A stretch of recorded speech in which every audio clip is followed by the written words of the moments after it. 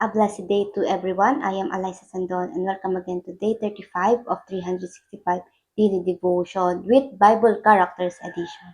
At ngayong araw nga po ay January 4, 2026. At yung pag-uusapan naman natin ngayong araw ay what is the main goal of Christian life? Now, for today's devotion, ito po ay pinamagatan natin God's creativity and image. At ayun nga po, dito sa Bible Character Edition, ang main character natin na pinag-uusapan ay si God. At tayo po ay nasa ika-4 na araw na kung saan tinatalakay natin yung God's creativity, the image of God. Now, for the concept by Pastor Russell, who is God? God's creativity and image. From the very beginning, God created people in His own image. This means every person is special, valuable, and designed to reflect something true about God. God is the creator, and He lovingly shared this creativity with humans by giving them mind to think, hands to work, word to speak, and heart to care. Even though sin has damaged this image, it has not destroyed it. The image of God remains in all people, but it is now broken and needs restoration. This restoration happened through Jesus Christ, who perfectly showed us what God is like and renew us so we may reflect God's character again in how we live, create, and care for this world, for His world.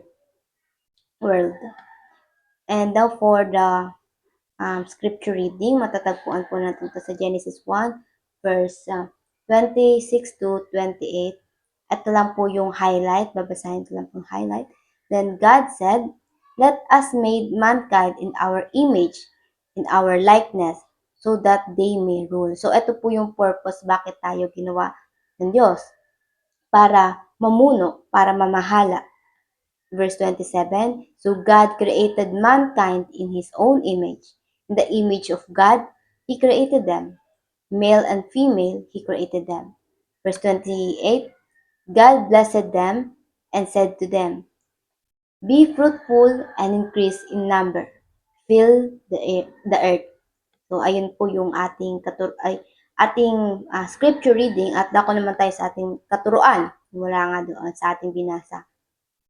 So, God's image is in us, and this include the capacity to think morally and reasonably. So, yung God's image ay nasa atin na at makikita yon doon sa ating capacity to think morally and reasonably. God created us with ethical thinking. So, alam natin, marunong tayo mag-discern kung alin yung tama sa mali. And among all creature, tao lang yung kayang gumamit or yung nakakagamit ng reasonable thinking. Kasi yung mga animals, they use instinct. And for second teaching, capacity to love, adore, and take dominion.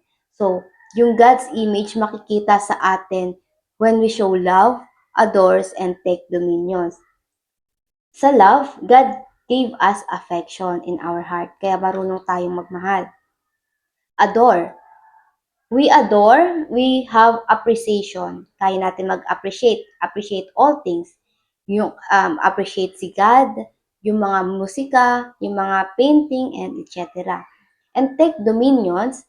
In all creature, we can take dominions. Ayun din yung sinasabi sa Genesis 1, verse 26. So, nilikha tayo to take rule, to take dominion. So, ito nga po yung sabi, so that they may rule over the fish in the sea, and the birds in the sky, over the livestock and all the wild animals, and all over the creatures that move along the ground. And now for the teaching number 3, capacity to build families, cultures, and nations. So we have capacity to build family. Ayan po yung binigay sa atin ng Diyos. And from the family, we can create the culture at yung pagiging maka-Diyos or hindi. Maybe from the family, culture may be built as well. Culture can be Christ-centric, ayun nga po yung sinasabi ko kanina, paring sentro ang Diyos, or yung makadiyos. And nation, when God created humans, si Eve and Adam, this is this is in His mind to from them and their family magmumula ang makadiyos ng mga bansa. Again, God's image is in us, and this include capacity to think morally and reasonably, capacity to love, adore, and take dominion. And pangatlo, capacity to build family, cultures, and nation. Now, paano ba natin ito ma-apply sa ating mga buhay? Number one, mind's God-owned business. Our mind must be aligned to the will of God. And you will never know His will without you doing anything. So, kailangan natin kumilos para malaman natin kung ano ba yung kalooban ng Diyos sa atin. Have Christ-like mind. Gawin nating standard ang principle ng Diyos. O si Kristo, gawin nating standard si Kristo, ang buhay ni Kristo, lalo na sa ating mga desisyong ginagawa. Mind God's business, not other people's business.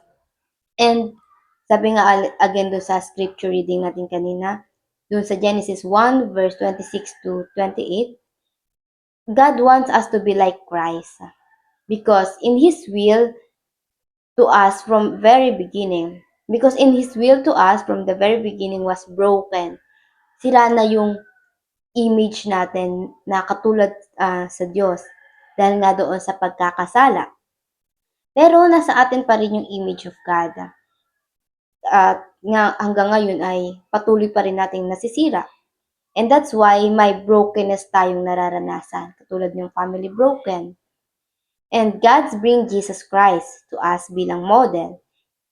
Dinala niya si Jesus Christ dito para ating maging model na siya yung tutularan natin. He is the exact image of God and that's our goal, to recover the image of God in us through Jesus Christ. So ayun po yung katanungan natin sa devotion na to, yung what is the main goal of Christian life? So the goal is to recover the image of God in us through Jesus Christ. At pangalawa naman pong application, mold your image into the image of Christ through the Holy Spirit, because the Holy Spirit will guide us to be like Jesus. Hindi mo malalaman kung paano maging katulad ni Kristo kung wala ang tulong ng Holy Spirit. And that's the work of Trinity. Ayun po yung purpose ng Trinity. And mold your image into the image of Christ actively. Hindi pa minsan-minsan, hindi kung kailan mo lang maisip. It's better to practice now and become your character later. And for the number 3, multiply godly families, culture, and nation. Again, allow God to move through you to reach your family, and through your family to reach your community, and up to the nation. So, ginagamit tayo ng Diyos at let's allow God to move through us. At again, ulitin natin ang application. Number 1, mind God's own business, have Christ-like mind. Number 2, mold your image into the image of Christ. Number 3, multiply godly families, cultures, and nation. And now for our reflection, gusto ko mag-iwan ng ating pagninilay-nilayan. What are your thoughts on the idea that Christ-likeness is the goal of Christian life? At bago po tayo magtapos, nais ko lang po sana magtapos tayo sa panalangin. Let's have pray. Father God, we thank you for today. Again, muli na naman namin narinig ang iyong mga salita mula sa devotion na ito. Panginoon, salamat sa mga kagamitang ginagamit mo para maabot kami, Panginoon. And Panginoon, humihingi kami ng kapatawaran na minsan aming nakakalimutan kung paano nyo kami maingat na nilikha, Panginoon. At nagpapasalamat naman kami dahil ginawa nyo kami with purpose, Lord God. At help us to always remember those purpose of us, Lord God. Yung mga goal namin, Panginoon, i-align nyo po sa will ninyo, Lord God. And Panginoon, kami nagpapasalamat at binigay nyo sa amin si Jesus Christ na siyang aming modelo sa standard ng aming pamumuhay, Panginoon. At Panginoon, kayo na rin po ang siyang manguna palagi sa aming mga ginagawa. Muli, patawarin niyo kami sa aming pagkakasala at igabay niyo kami tungo sa mas malalim na pagkakakilala namin sa inyo. Kayo na po again ang siyang madakila ng mga tao sa aming mga ginagawa. Yun lamang po. In Jesus' name, we prayed. Amen and amen and amen. And I hope marami tayong natutunan at matututunan pa. See you again tomorrow for our devotion. And I pray na sama-sama tayong lumago sa Panginoon. See you again tomorrow. Have a nice day ahead and God bless.